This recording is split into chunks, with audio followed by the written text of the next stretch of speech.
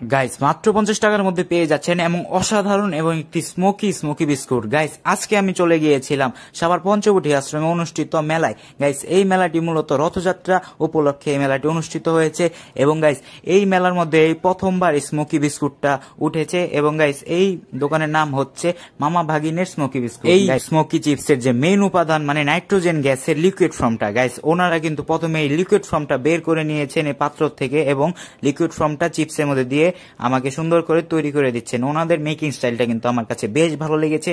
উনি কিন্তু প্রথমে একটা টুথপিক দিয়ে আমাকে এটা দিয়ে দিলেন আর গাইস দেখতে পাচ্ছেন স্মোক বের হচ্ছে। এখন গাইস আপনাদের খেয়ে রিভিউ দেব।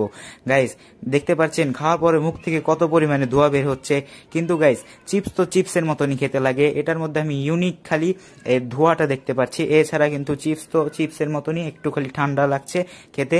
আর কিন্তু গাইস এই ধোঁয়াটা আমার কাছে অনেক বেশি মজাদার লাগছে। আপনারা আনন্দের জন্য এটা খেতে পারেন কিন্তু স্বাদের জন্য না।